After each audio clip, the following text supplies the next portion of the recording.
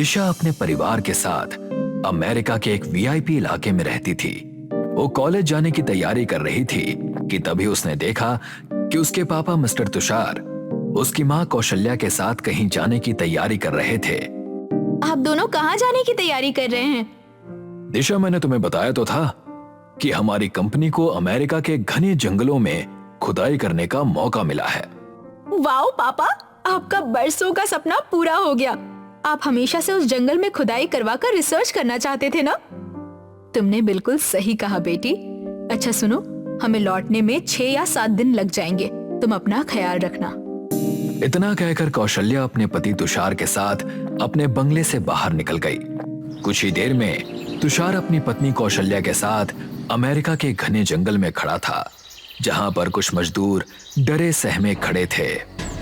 क्या हुआ? तुम लोगों ने अभी तक खुदाई का काम शुरू नहीं किया? सर, मैं अभी भी कहता हूँ, इस खुदाई को रोक दीजिए। यहाँ पर कोई एलियन वेलियन नहीं आते, बल्कि यहाँ पर तो कुछ और ही है। कुछ और है से तुम्हारा क्या मतलब है? साहब, ये सारा इलाका उन खतरनाक लोगों से ग्रसित है जिसका हम नाम नहीं लेते, लेकिन आप अपनी हिंदुस्तानी जुबान में उन्हें बहरूपिया कह सकते हैं। मजदूर की बात सुनकर तुषार गुस्से से मजदूर से कहता है, तुम्हारा मतलब है स्किन वॉकर्स?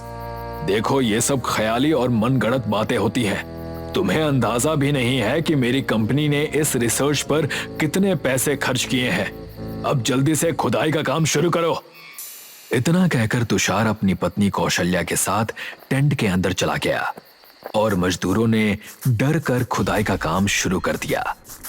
रात के समय तुषार अपनी पत्नी कौशल्या के साथ टेंट के अंदर बातें कर रहा था कि तभी एक कौवा उड़ते हुए अचानक टेंट के अंदर आ पहुंचा और अजीब से अंदाज में कौशल्या और तुषार को घूरने लगा। तुम्हें ये कौवा अजीब सा नहीं लग रहा? देखो कैसे घूर रहा है। ऐसा लग रहा है जैसे ये कौवा नहीं, कोई इंसान हो। कौशल्या, लगता है कि तुम्हारे दिमाग पर भी मजदूरों की बातों का असर हो गया है। ये केवल कौवा है। चलो, हम दोनों मिलकर इसे टेंट से बाहर निकाल देते हैं। तुषार और उसकी पत्नी कौवे को भगाते हुए टेंट के बाहर आ गए, मगर वो वापस जैसे ही टेंट के अंदर गए तो वो दोनों बुरी तरह से चौंक पड़े। टेंट के अंदर उनकी बेटी दिशा खड़ी थी। दिशा, तुम कब आई? मैं तो यहाँ बहुत पहले से हूँ। आए तो आप लोग हो। ये तुम क्या कह रही हो? तभी कौशल्या डरे हुए अंदाज में अपने पति से कहती है, मुझे कुछ तो गड़बड़ लग रही है। कुछ सेकंड पहले टेंट के अंदर कोई नहीं था, फिर अचानक से यहाँ पर दिशा कैसे आ गई? जबकि दिशा की तो यहाँ पर कार भी नजर नहीं आ रही। हमारा घर इस जंगल से सैकड़ों मील दूर है। कौशल्या ने इतना कहा ही था कि तभी दिशा का चेहरा बेहद भयानक हो गया। अगले ही पल कौशल्या और तुषार की चीखें जंगल के सन्नाटे को चीर गईं। अगले दिन कौशल्या और तुषार की लाश बड़ी ही बुरी अवस्था में अस्पताल में रखी हुई थी। दिशा अपने माता पिता को इस हालत में देखकर फूट फूट कर रो रही थी। तभी वहां पर एक इंस्पेक्टर आकर दिशा से कहता है, देखिए, मैंने मजदूरों से पूछताछ की है। उन सभी ने टेंट के अंदर ना तो किसी को अंदर जाते हुए देखा और ना ही टेंट से बाहर आते किसी को देखा। लेकिन आपके माता पिता की बॉडी देखकर ऐसा लग रहा है जैसे कि किसी जंगली भेड़िए ने आपके माता पिता को बुरी तरह से चीर फाड़ करके रख दिया है। एक बात और है इंस्पेक्टर, दिशा के माता पिता के ऊपर जिस भेड़िए ने हमला किया है वो भेड़िया कोई सामान्य भेड़िया नहीं हो सकता। क्या मतलब है आपका? मतलब ये कि दिशा के माता पिता की बॉडी पर भेड़िए के हमले के जो घाव पाए गए हैं वो घाव बहुत बड़े हैं और ऐसा तभी मुमकिन हो सकता है जब कोई 6 फुट का लंबा भेड़िया हमला करे, और भेड़िए तो इतने बड़े आकार के नहीं हो सकते इंस्पेक्टर। डॉक्टर की बात सुनकर इंस्पेक्टर की आंखें आश्चर्य से फैल गई। दिशा अपने माता पिता का अंतिम संस्कार करके अपने घर आ गई।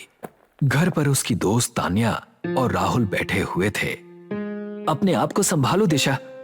मेरी नजर में अभी भी मॉम डैड का चेहरा घूम रहा है। मेरी समझ नहीं आ रहा कि आखिर अंकल और आंटी की मौत हुई कैसे, जबकि मजदूरों ने बताया कि उन्होंने टेंट के अंदर किसी को जाते नहीं देखा। कुछ तो गड़बड़ है। और वैसे भी दिशा, तुम्हारे मॉम और डैड जिस जंगल में गए थे वो जंगल बहुत ही रहस्यमयी है। कहते हैं कि उस जंगल में स्किन वॉकर्स रहते हैं। ये बात सुनकर दिशा बुरी तरह से चौंक पड़ी। ये कौन होते हैं? कहते हैं कि जो इंसान काले जादू की बहुत ही ऊंची कैटेगरी में पहुंच जाता है तो उसमें एक खास विश क्राफ्ट करने की क्षमता आ जाती है। उस विश क्राफ्ट को करने के बाद वो अपना रूप किसी भी इंसान या जानवर में परिवर्तित कर सकता है। स्किन वॉकर अपने इलाके में किसी का आना पसंद नहीं करते। तभी उन सबके कानों में एक कौवे की आवाज टकराई। उन सब ने देखा कि खिड़की के बाहर एक कौवा बैठा हुआ उन सबको घूर रहा था। उन सभी दोस्तों ने कौवे के ऊपर कोई ध्यान नहीं दिया। तो तुम कहना चाहते हो कि मेरे डैड को एक स्किन वॉकर ने मारा है? दिशा, हालात तो उसी ओर इशारा कर रहे हैं। मुझे लगता है कि तुम्हें प्रोफेसर मार्था से मदद मांगनी चाहिए। उन्हें इन सब बातों की बहुत अच्छी नॉलेज है। वो तुम्हारी जरूर हेल्प करेंगी। दिशा कुछ कहने ही वाली होती है कि तभी फिर से कौवे की आवाज उन सब के कानों में टकराती है। पहले मैं इस कौवे को भगा कर आता हूँ, इसने तो बात करना ही हराम कर दिया है। राहुल खिड़की खोलकर कौवे को भगाने लगा, मगर कौवा वहां से टस से मस नहीं हुआ। राहुल उन दोनों से कहता है, मैं बाहर से इसको भगा आता हूँ।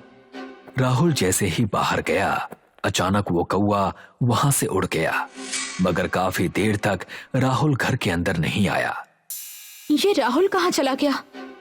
वो सब छोड़ो, वो आ जाएगा। तुम अभी मेरे साथ प्रोफेसर मार्था के घर चलो। दिशा तान्या के साथ प्रोफेसर मार्था के घर पर चली गई और प्रोफेसर मार्था को सारी घटना बताई। मेरी समझ में नहीं आ रहा कि आखिर मेरे मॉम डैड की मौत हुई कैसे। प्रोफेसर मार्था बहुत गंभीर अंदाज में दिशा से कहती हैं, राहुल सही कह रहा है दिशा, हालात यही इशारा कर रहे हैं। वो इलाका स्किन वॉकर्स का है। तुम्हारे माता पिता को किसी स्किन वॉकर ने ही मारा है, मगर अभी खतरा टला नहीं है। ये सुनकर दिशा और तान्या चौंक पड़ी। क्या मतलब? कहते हैं कि स्किन वॉकर जिसके पीछे पड़ जाते हैं उसके परिवार तक का पीछा नहीं छोड़ते। वैसे मैं इस मैटर में कभी पड़ती नहीं, लेकिन तुम्हारा अब इस दुनिया में कोई नहीं है, इसलिए मुझे तुम्हारी हेल्प करनी ही पड़ेगी। मेरे पास एक जड़ी बूटी है जिसे मैंने वर्षों की मेहनत से बनाया है। उस जड़ी बूटी से हम किसी भी डेविल या स्किन वॉकर्स को खत्म कर सकते हैं। इतना कहकर प्रोफेसर मार्था एक रूम के अंदर चली गई। तभी वहां पर राहुल आ पहुंचा। राहुल को देखकर तान्या और दिशा बुरी तरह से चौंक पड़ी। तुम कहाँ चले गए थे राहुल? अरे वो कौवा भागने का नाम ही नहीं ले रहा था। लेकिन तुम्हें कैसे पता कि हम यहाँ पर आए हैं? जब मैं कौवे को बाहर भगाने के लिए गया तो मुझे मेरा एक फ्रेंड मिल गया, तो मैं उससे बातें करने लगा। और जब घर के अंदर गया तो तुम दोनों वहां थे ही नहीं। लेकिन कुछ देर पहले तान्या मेरे सामने तुमसे प्रोफेसर मार्था के बारे में ही बात कर रही थी, तो मैं समझ गया कि तान्या तुम्हें प्रोफेसर मार्था के घर पर ही लेकर आई होगी। तभी वहां पर प्रोफेसर मार्था एक हाथ में जड़ी बूटी लेकर आती है और कहती है, दिशा, हमें उसी जंगल में जाना होगा जहां पर तुम्हारे माता पिता की हत्या हुई थी। चलो मेरे साथ। कुछ ही देर में दिशा, तान्या, राहुल और प्रोफेसर मार्था घने जंगल में उस जगह पर खड़े थे जहां पर दिशा के मॉम डैड का टेंट लगा हुआ था। दिशा चारों ओर देखकर प्रोफेसर मार्था से कहती है, प्रोफेसर मार्था, यहाँ तो सन्नाटे के अलावा कुछ भी नजर नहीं आ रहा। दिशा ने इतना कहा ही था कि तभी राहुल ने प्रोफेसर मार्था का गला कस के पकड़ लिया। प्रोफेसर मार्था के हाथ से वो जड़ी बूटी छूटकर नीचे गिर गई। राहुल, ये तुम क्या कर रहे हो?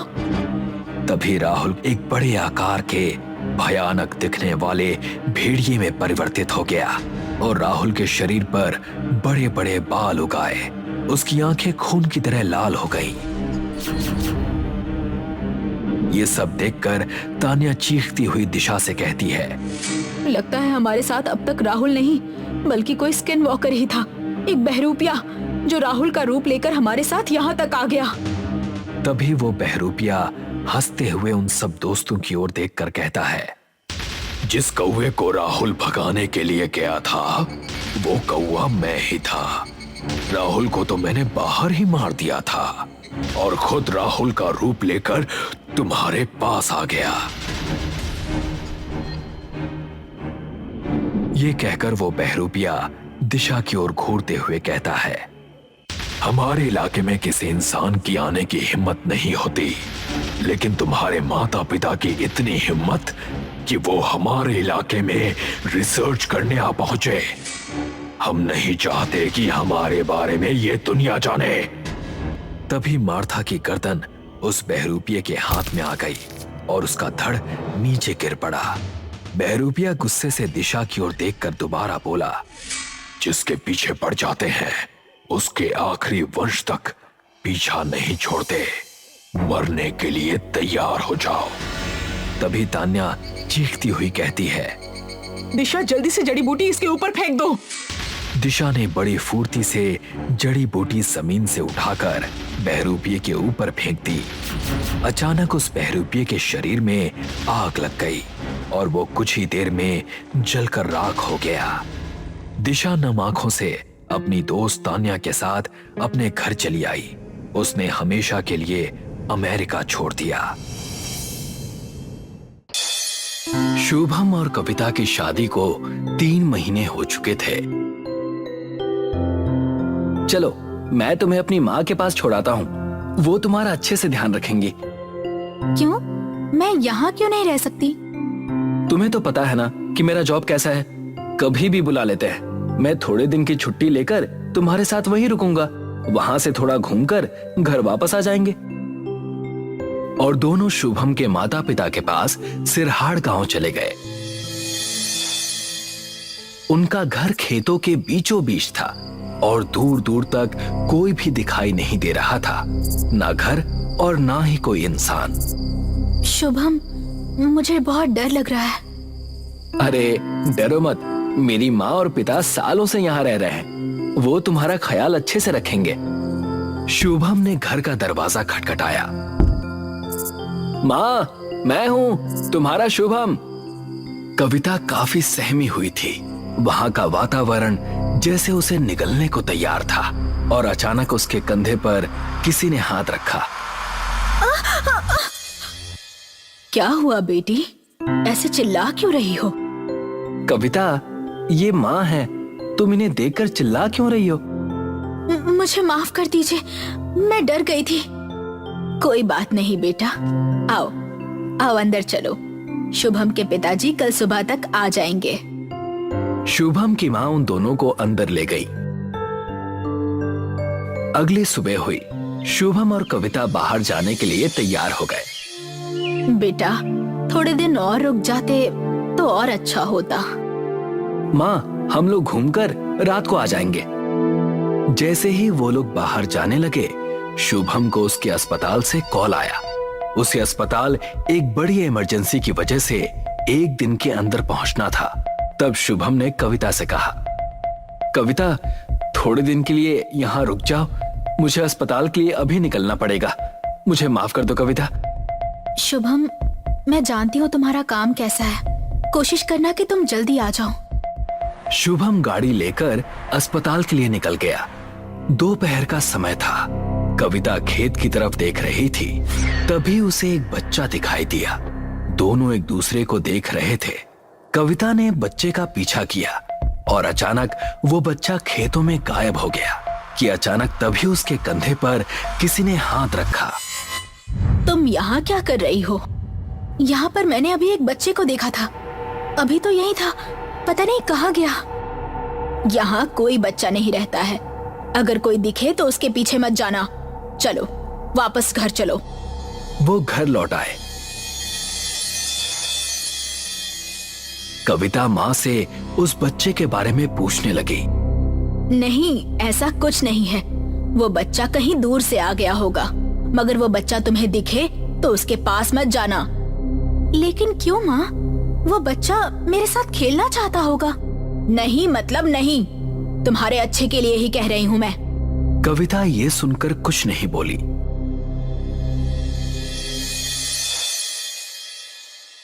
अगले दिन दोपहर के समय कविता ने फिर से उस बच्चे को देखा।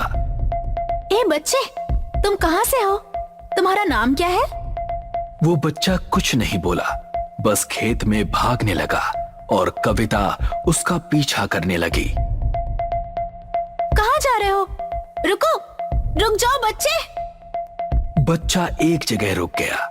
उसके साथ एक औरत भी अचानक खेत से निकली, आधी जली हुई और चिल्लाती हुई। मुझे बचाओ कविता, नहीं तो मैं सबको मार दूंगी। कविता, कविता।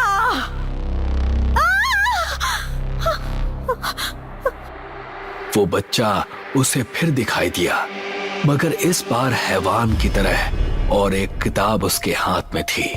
वो किताब कविता की तरफ फेंकता है और भाग जाता है। मेरे लाल तेरी निंदिया कहाँ, जहाँ भी तुम हो आ जाओ यहाँ। मेरे बालक के आंखों को दे दो आराम, आ जाओ निंदिया आ जाओ मेरे पास। सुषमा अपने बेटे ध्रुव को सुला रही होती है, तभी उसका पति वहां आ जाता है। अब हम क्या करें? पूरे गांव में भूखमरी फैली हुई है। हमारे पास तो खेत भी है, लेकिन उसमें भी हमारे खाने के लिए कुछ नहीं बचा है। मैंने तो ये अफवाह भी सुनी है कि गांव के लोग अपने ही बेटे और बेटी को मार कर खा रहे हैं। अब हम क्या करें? ध्रुव ने भी कुछ नहीं खाया है, इसलिए मैं उसे लोरी सुनाकर सुलाने की कोशिश कर रही हूँ। चलो, एक ही रास्ता है, ये गांव छोड़कर जाना होगा, नहीं तो हम मर जाएंगे। उसी वक्त वहां पर शुभम के माता पिता शुभम को लेकर आ जाते हैं। सुषमा, सुषमा, कुछ खाने के लिए है तो दे दे। मेरा बेटा भूखा है, हमने भी बहुत दिनों से कुछ नहीं खाया। नहीं माँ जी, हमारे पास भी खाने के लिए कुछ नहीं है, इसलिए हम लोग यहाँ गांव छोड़कर किसी दूसरे गांव जा रहे हैं। एक काम करो सुषमा, अपना बेटा ही दे दो। इसका क्या मतलब हुआ माँ जी?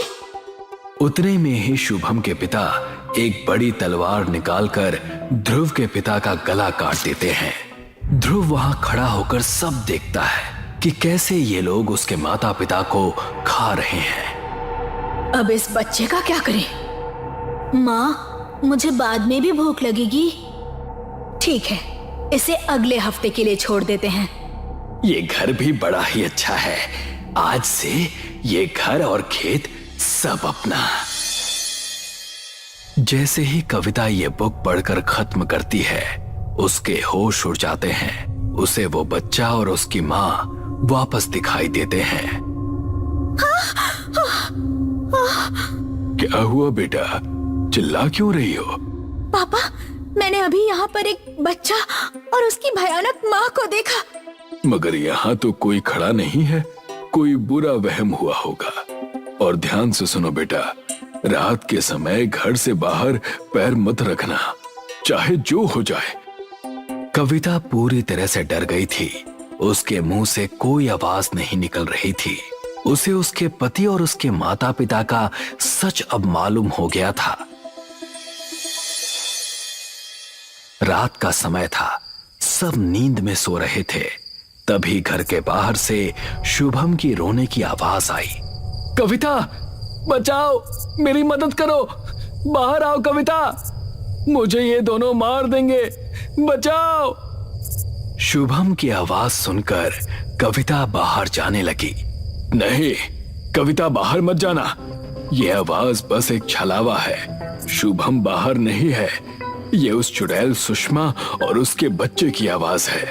अगर हम बाहर गए तो हम मारे जाएंगे। मुझे बस यहाँ से जाना है। ठीक है बेटा, चले जाना।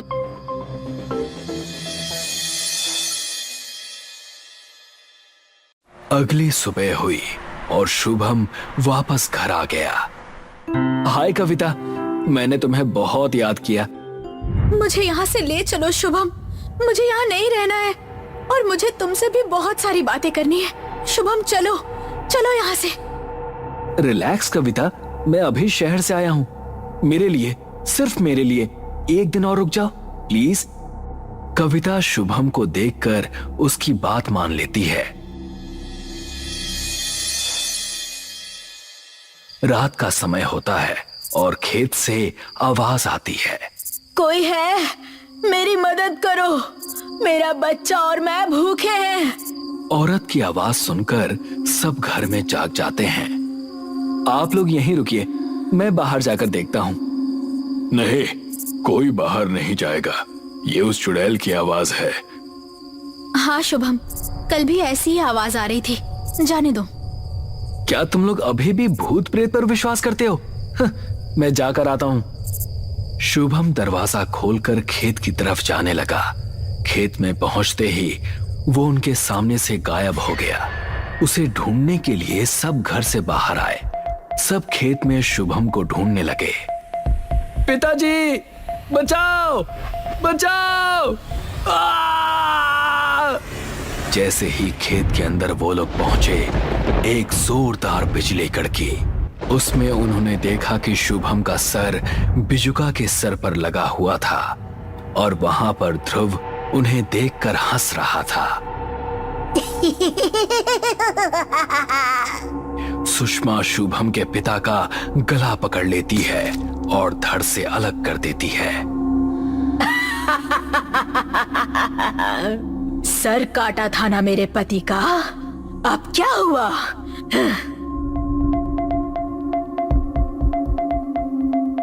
शुभम की माँ और कविता दोनों खेत में एक जगह रुके हुए थे। अचानक ध्रुव शुभम की माँ के कंधे पर हाथ रखता है।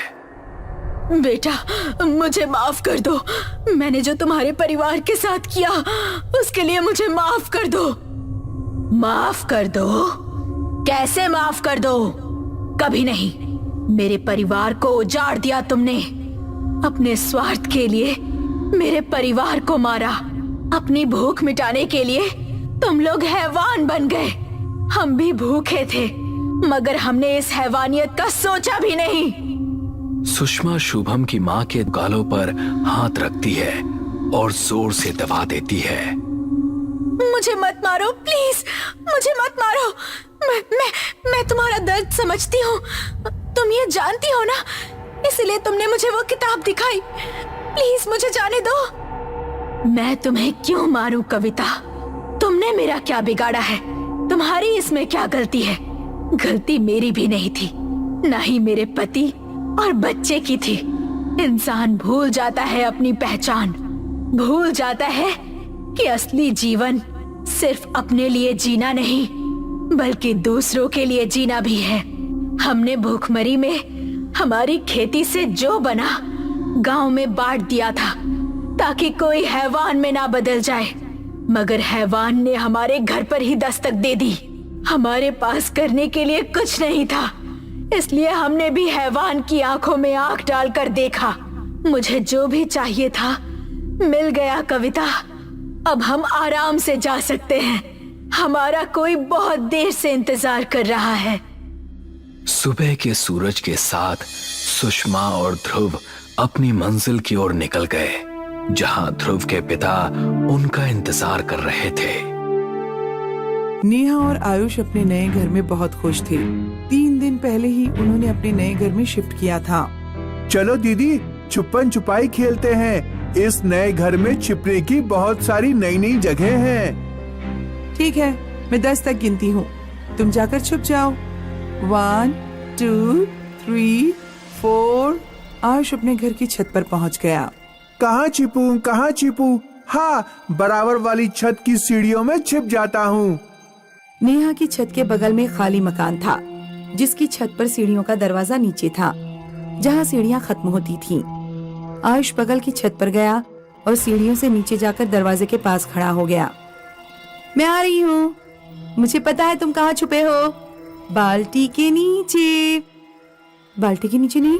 अच्छा, मैं समझ गई कि ये कहाँ छिपा होगा। नेहा ने अलमारी को खोलकर देखा, आयुष वहाँ नहीं था। छत पर गया होगा। दीदी मुझे यहाँ कभी नहीं ढूंढ पाएंगी। ये छुपने के लिए बहुत अच्छी जगह है। आयुष दरवाजे पर पीठ लगाकर खड़ा था। अचानक उस दरवाजे के नीचे से किसी की उंगलियां निकली। आयुष चीखता हुआ सीढ़ियों के ऊपर भागा। भूत, भूत, दीदी, दीदी, भूत, भूत। आयुष, मैंने तुम्हें ढूंढ लिया। अगर मैं सीढ़ियों से ऊपर नहीं आता तो तुम मुझे ढूंढ नहीं पाती। सीढ़ियों के नीचे दरवाजा है, मैंने उससे एक हाथ निकलते हुए देखा। शायद उस खाली घर में भूत रहता है। पागल, ये भूत वगैरह असलियत में नहीं होते। जरूर उस घर में कोई रहता होगा। चलो मैं चलकर देखती हूँ। नेहा आयुष के साथ नीचे जाने ही वाली थी, लेकिन तभी उनकी मम्मी शालिनी वहां आ गई। आयुष, नेहा, चलो नीचे चलो, तुम्हारा स्नैक्स तैयार है। अगले दिन रात को आयुष और नेहा के घर की लाइट चली गई। गर्मी में नींद नहीं आ रही। मम्मी, लाइट कब आएगी? आ जाएगी बेटा, बस कुछ दिनों की बात है। जब पापा घर आएंगे तो इन्वर्टर लगवा लेंगे।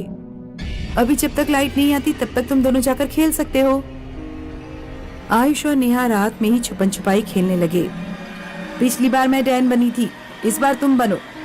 ठीक है, मैं 10 तक गिनता हूँ। 1 2 3 4। नेहा छत पर पहुंची। बगल वाली छत की सीढ़ियों में जाकर छिप जाती हूँ। आयुष वहां मुझे नहीं ढूंढ पाएगा क्योंकि उसे लगता है कि वहां कोई भूत रहता है। नेहा बगल वाली छत की सीढ़ियों से नीचे उतरकर दरवाजे के सहारे खड़ी हो गई। मैं आ रहा हूँ। हाँ, जाओ। अचानक दरवाजा खुल गया। अरे, क्या ये दरवाजा बंद नहीं था? नेहा अंधेरे में उस घर में घुस गई। घर के अंदर अंधेरे कमरे में नेहा को किसी की आवाज सुनाई दी। डार्क रूम में किसी औरत की भयानक आवाज। इधर आओ बबली, मेरे पास आओ। क्या तुम मेरे साथ छुपन छुपाई खेलोगी? बबली? मेरा नाम बबली नहीं, नेहा है। कौन है वहाँ पर? यहाँ आओ, कमरे की तरफ। नेहा डरते डरते अंधेरे कमरे में चली गई। कमरे में एक भूतनी खड़ी थी जिसके सिर में दर्जनों चाकू घुसे हुए थे। नेहा बुरी तरह चीखते हुए सीढ़ियों की तरफ भागी। जल्दबाजी में सीढ़ियां चढ़ते हुए उसका पैर फिसल गया। भूतनी ने पीछे से नेहा का पैर पकड़ लिया। डरो मत, मेरे साथ छुपन छुपाई खेलो। भूतनी नेहा को पकड़कर मकान के अंदर खींचने लगी, लेकिन तभी आयुष वहां आ गया और नेहा का हाथ पकड़कर तेजी से चिल्लाने लगा। मम्मी, भूत! मम्मी बचाओ! मम्मी जल्दी यहाँ आओ!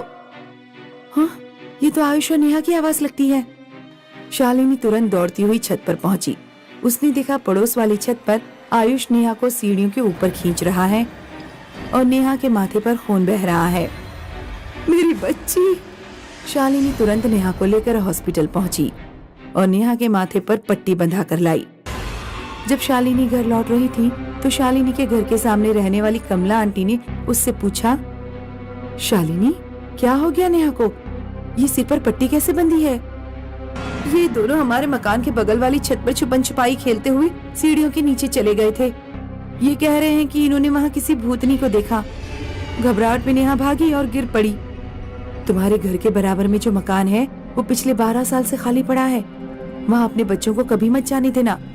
उस घर में एक माँ और एक बेटी का साया भटकता है। माँ और बेटी का साया? हाँ, इस मकान में 12 साल पहले मोनिका नाम की लड़की रहती थी। वो शादीशुदा थी और उसकी एक बेटी भी थी, बबली। रात में मोनिका का हस्बैंड पीयूष जब भी घर आता तो मोनिका को किसी के साथ बातें करते हुए पाता। उसे शक हो गया कि मोनिका का किसी के साथ चक्कर चल रहा है। मोनिका और पीयूष में अक्सर लड़ाई होती थी। एक दिन पीयूष बहुत खराब मूड में ऑफिस से घर लौटा। जब उसने मोनिका को फोन पर बातें करते देखा तो उसका खून खौल गया और उसने चाकू से मोनिका और अपनी बेटी बबली की हत्या कर दी। पीयूष इस समय उम्र कैद काट रहा है। मोनिका और बबली की आत्मा इस घर में भटकती है। शालिनी ने छत पर एक ऊंची दीवार खिंचवा दी ताकि नेहा और आयुष बगल की छत पर कभी न जाए।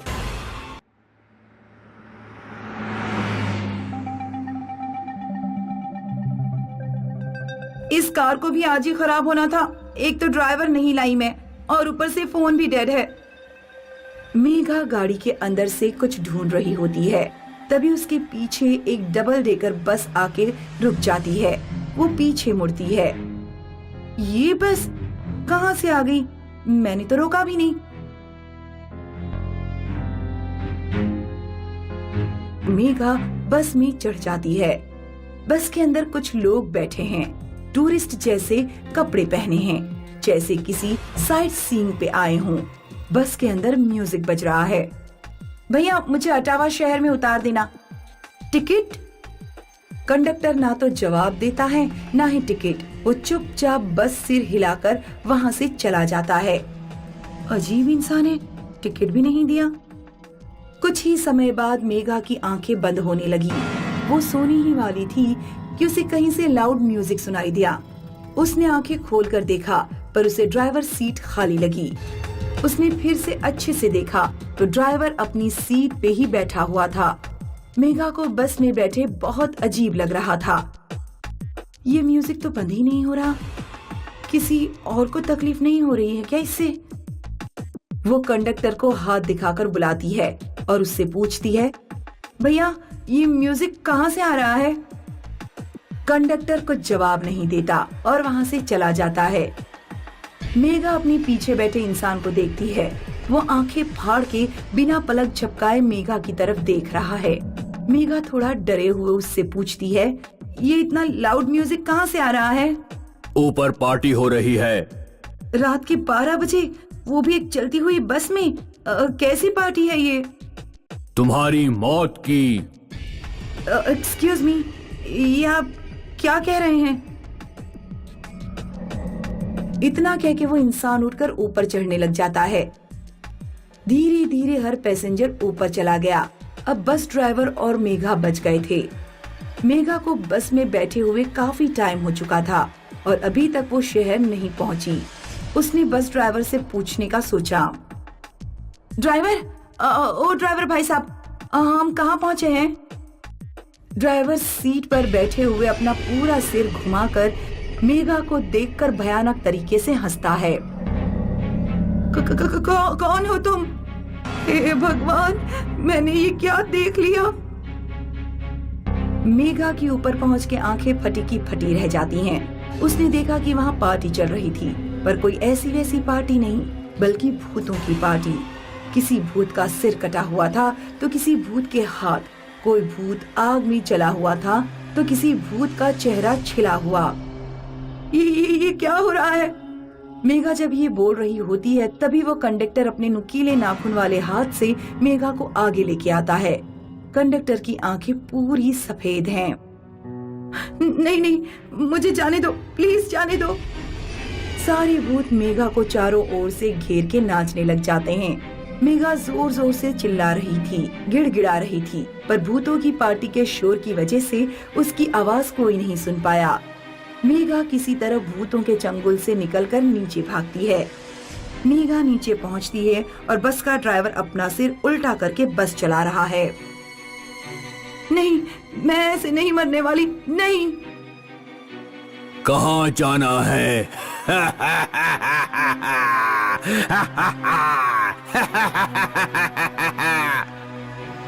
ऐसा कहते हुए ड्राइवर अपनी जगह से उठ जाता है और दोनों हाथ आगे करके मेघा की तरफ चलने लग जाता है। ऊपर से एक एक करके सारे भूत नीचे आ जाते हैं और सब मेघा की तरफ भागने लग जाते हैं। मेघा देखती है कि बस सीधे एक खाई की तरफ जा रही है। मेघा चलती हुई बस से कूद जाती है। मेघा बस से कूद के जख्मी हो गई और वो उस सुनसान रास्ते में हैरानी से उस भूतिया पार्टी बस को आगे जाते हुए देख रही थी। वो बस रुकी और यू टर्न लेने लगी। मेघा अपनी सारी ताकत जुटा के भागने लगी। मेघा बिना रुके, बिना पीछे मुड़े भागती गई और वो तब तक भागती रही जब तक वो बस उसे दिखना बंद नहीं हो गई और उसका म्यूजिक सुनना बंद नहीं हो गया हो। और तब जाके मेघा ने चैन की सांस ली।